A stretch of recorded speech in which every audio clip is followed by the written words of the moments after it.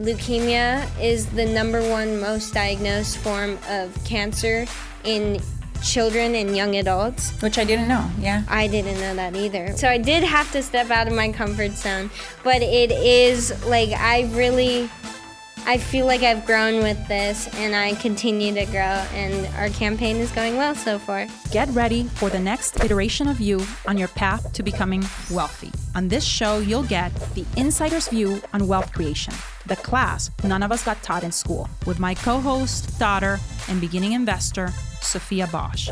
And now, let's get started. Welcome to the Becoming Wealthy podcast. I'm your host, Sophia Bosch, and I'm here with my co-host, Michelle Bosch, or also known as Mom. Yeah. Right?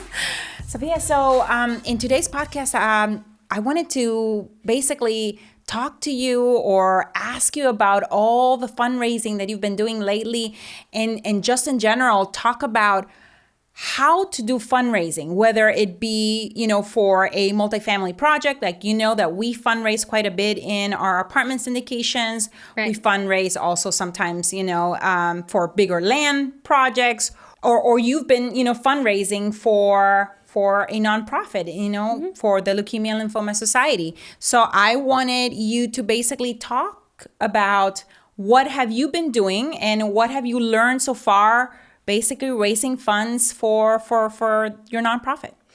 Okay, so I've learned a bunch of skills. Mm-hmm. Like, of course, all of this money is going to, at least for our campaign, is going to research, like to further research blood cancers and different treatment options, especially for young adults, for the Leukemia and Lymphoma Society, or through them. Yeah.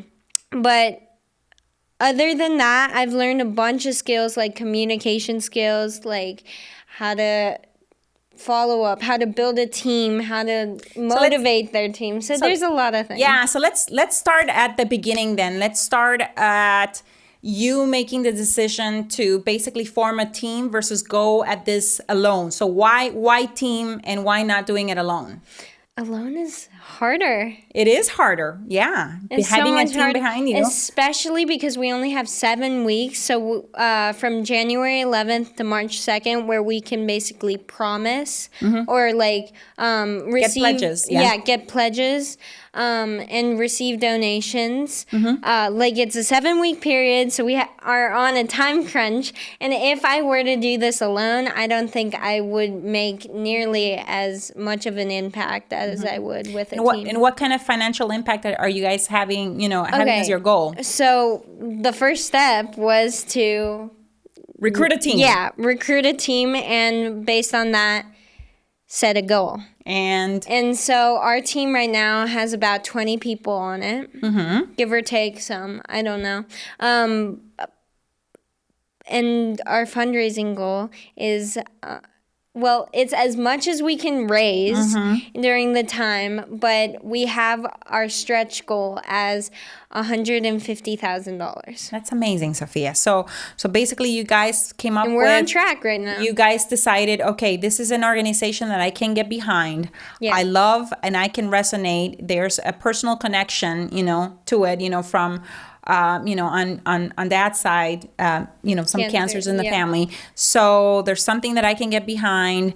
You set up a team because it's easier, like you said, to go. Basically, if you want to get far in life, it's so much easier, and you can get further if you have a team versus trying to do everything alone. That's why I think so many people, when they start, even whether it be for a nonprofit, for a real estate project, they try to do everything alone. People experience burnout. They give up sometimes on their goals. So you guys kept each other motivated. So that's amazing. So then you guys set goals per team member. I know that's something that you guys had to do. Basically our minimum, I think a lot of other teams do this. So here in the Arizona chapter, I believe there's 14 teams. Uh-huh. Basically the standard across is for each team member is $1,000. Mm-hmm. Just raise $1,000. Like, that is your minimum. Like, of course they have free will, of course, but we really encourage them, our team members, to raise $1,000. A bunch of, like, some of my friends were like, oh my God, that's a lot of money. And it is. And they're like, I don't know if I can reach that. They've already met it. They've already gone past it. Yeah, and they're already at like $3,000. So with that, I wanted to ask you, Sophia, so what characteristics, when you were trying to choose a team to go fundraise, what were the characteristics of the people that you chose to come and basically recruit and vision cast with them? This is what I'm doing. This is what I'm working. Would you like to be a part of this? What were some of those attributes or qualities that you were looking for in people? So we were looking for people that we, so it could be from any like like age demographic. Yeah. But for us, we mostly engage with students our age, right? So we were looking for, we didn't just reach out to like our closest friends. We like really deliberately like thought about it, like who will work hard, who will not give up, like even if they need some motivation but will continue going, who will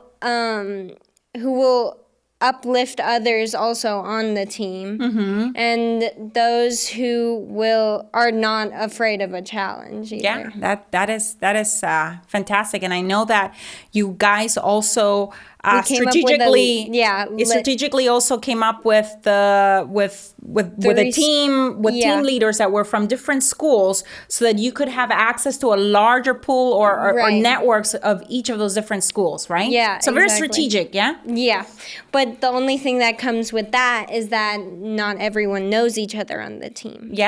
So we set up team meetings for that, for people to get to know each other a little bit.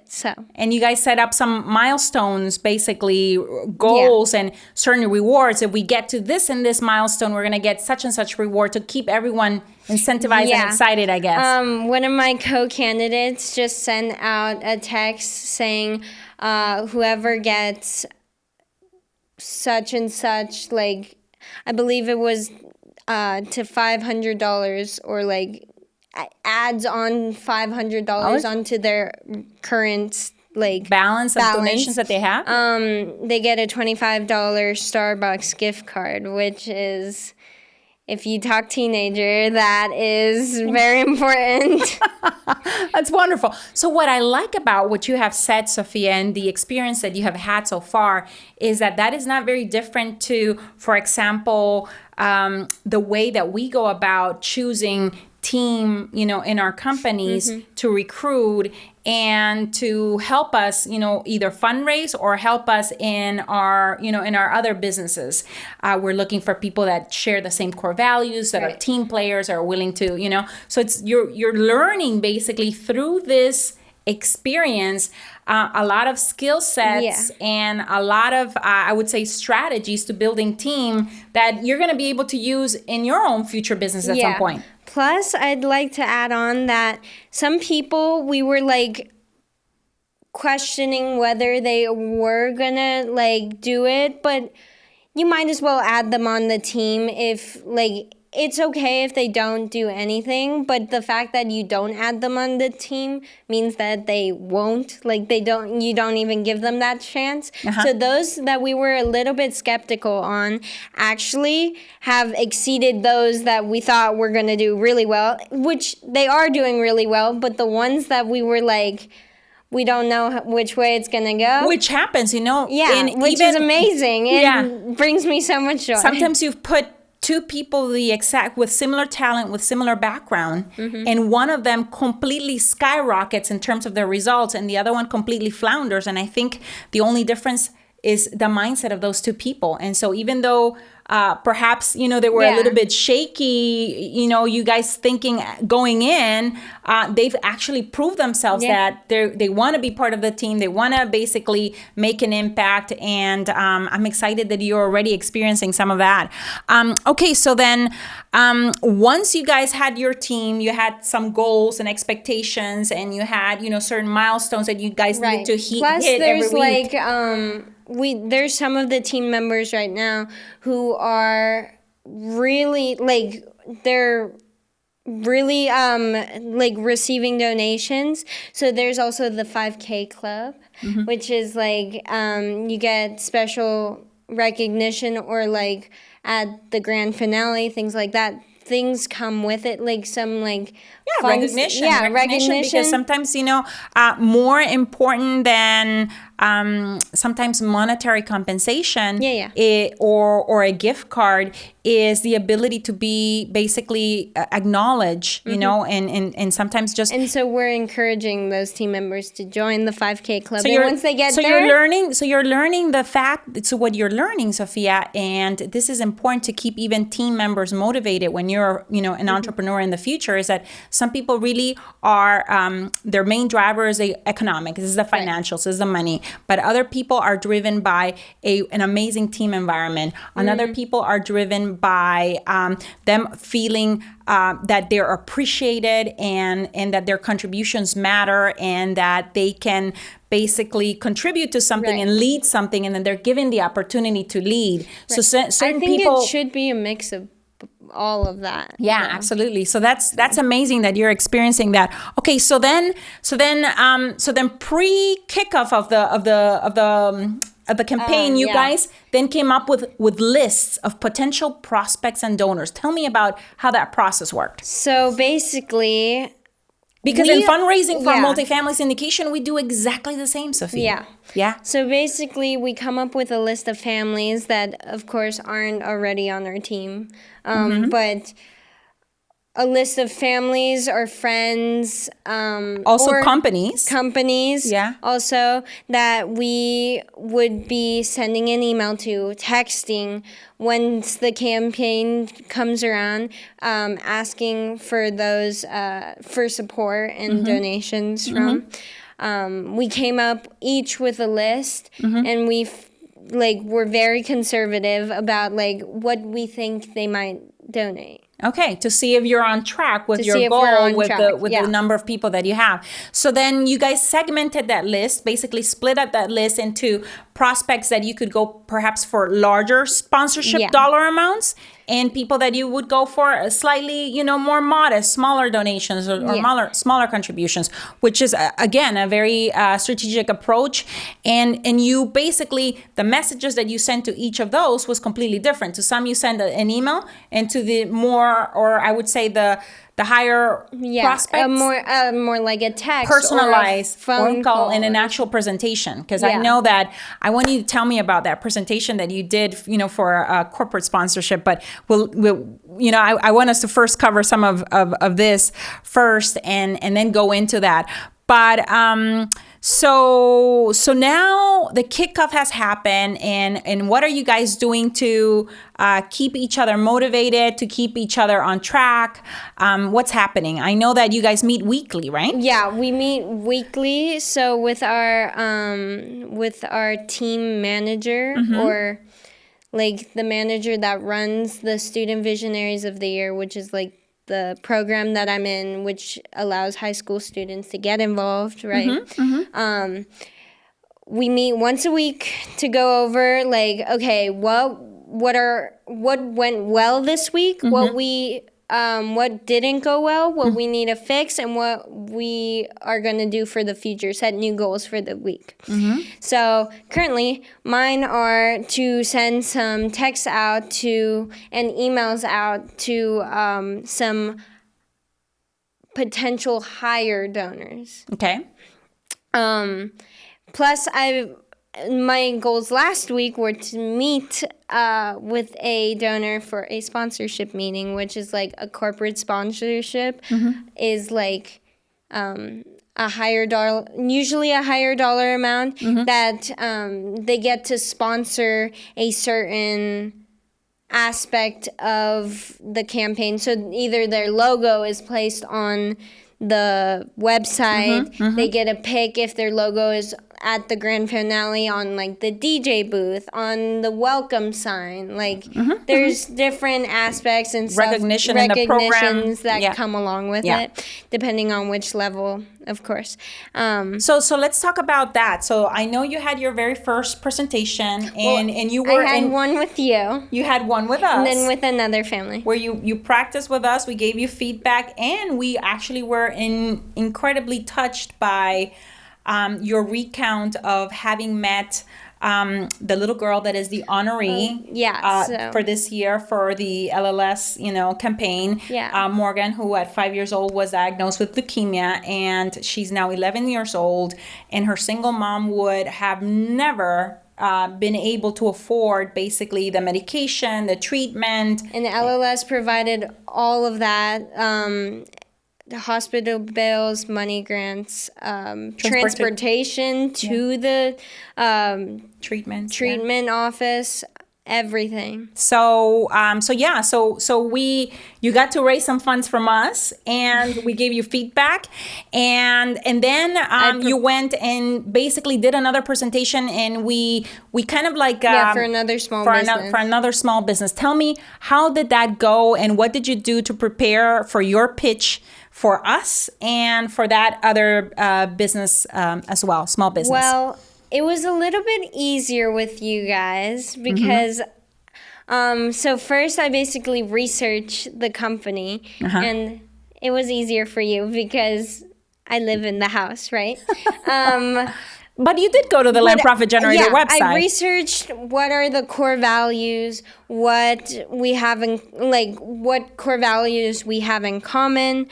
Researched a little bit about what organizations or nonprofits you guys and the other small business I presented to supports. What their mission is, things like that. Okay, so just to get a little bit like a sense of preparation. So then you did that research, and then what did you do?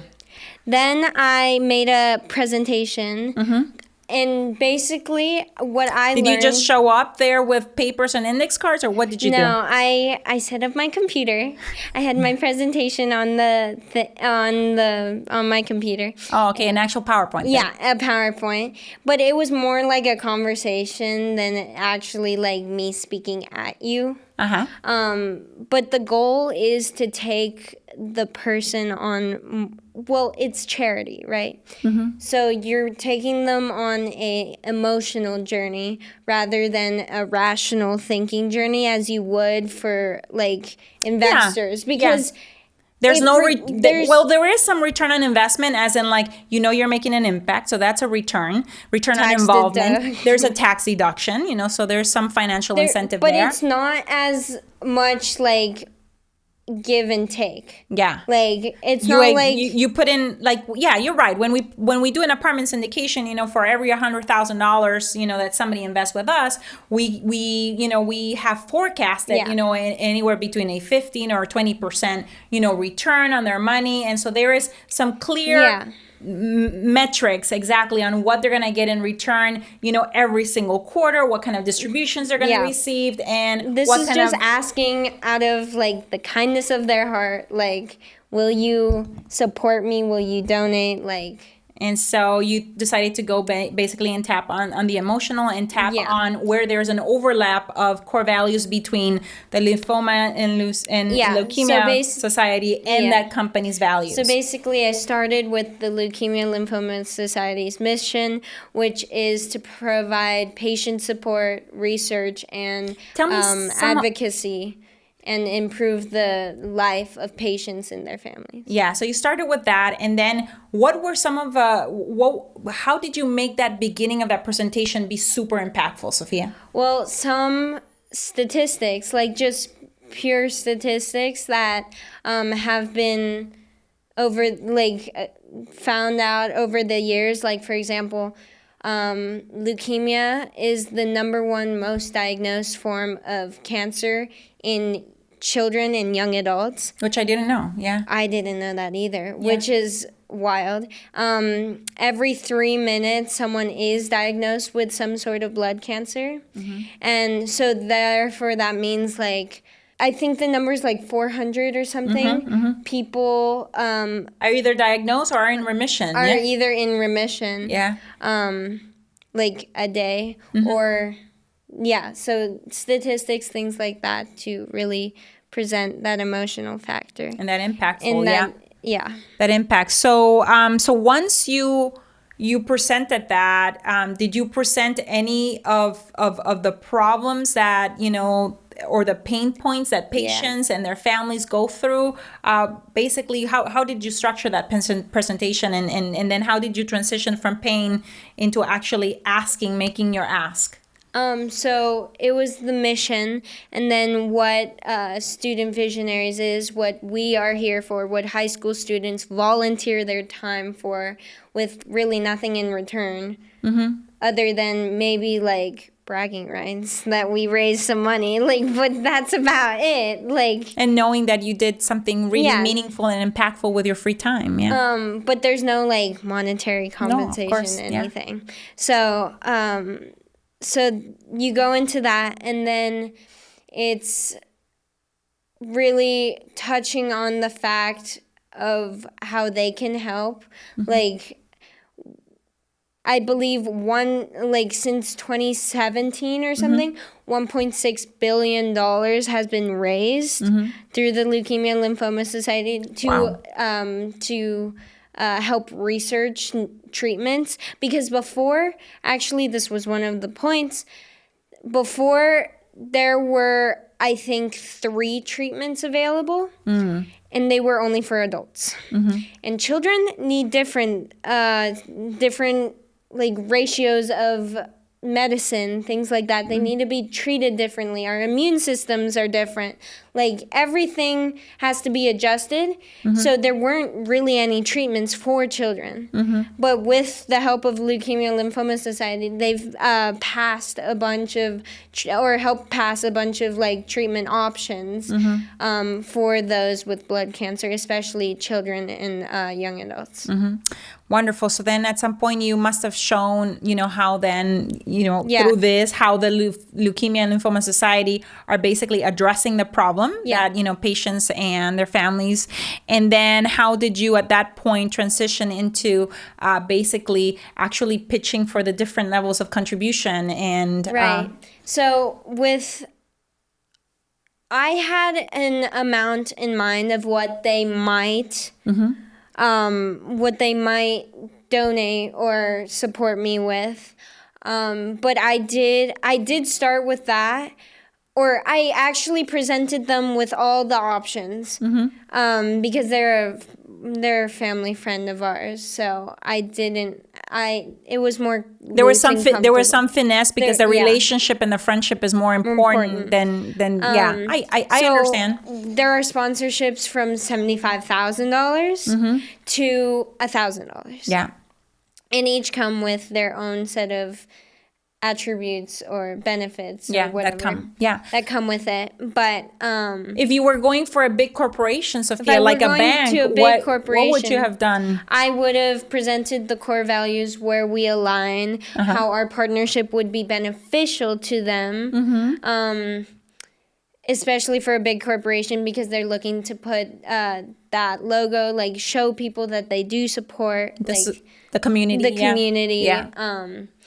And so I would maybe go for a higher thing. And put like the high, so we have like different levels So like maybe I would have gone for a $25,000. Who knows? Yeah, absolutely.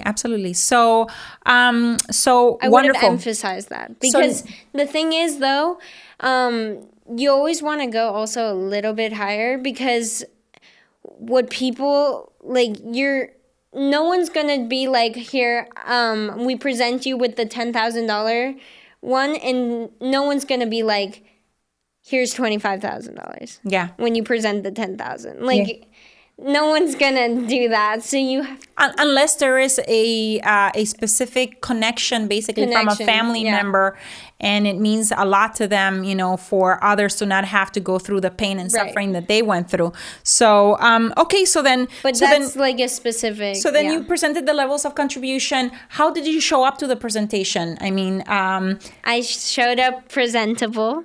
On time? Like, on time. Well, not looking all homeless, with some baggy sweatpants and baggy sweatshirt. No, I looked... Let me tell you that when you're going to do a presentation for a real estate investing opportunity, please do the same. Look the par and show up on time. So, what else? I greeted them very politely, nicely. And so once you were done with the presentation, you probably, I don't know, left the meeting. And how did you close the loop? Because once you present, on the spot, are they going to write a check? But they, the organization thought about it. Like they asked me, can we take a couple days? I said, yes, of course. I gave them, there's some like commitment forms. So partnership commitment forms. So basically, that money can be committed and count towards our total so far, but the money doesn't have to be in until, I believe, end of May. Okay. So, but I gave them those forms for this different types of sponsorship levels that they wanted, like, that are available. They took those, they thought it over, and they sent me a picture of that. In return, I said, hey, how's it going? Have you thought about it? Sent them a little text. A little follow-up. And follow-up, we know how important it is with sellers in the land biz, how important it is with buyers in the land biz, right? Yeah. So the same, are you starting to see the trends and the similarities sometimes of the skill sets, how transferable they are from, one specific industry to the next or from one specific type of project, to the other? I'm seeing that now. You're seeing that now. Absolutely. So, and these, Sophia, are critical foundational skills that, the power of human connection, the power of researching, the power of team building, the power of being very selective about how you build your team, the power of relationships and really cultivating relationships, not just for an ask, but, for true value creation, for each other, that can in the future perhaps turn into a possibility of an ask, like this opportunity here was for you. And then you've also learned a little bit about, how follow up and how important it is to close the loop to actually get to your results. So you close the loop and now they're getting invoiced, I guess. Yeah.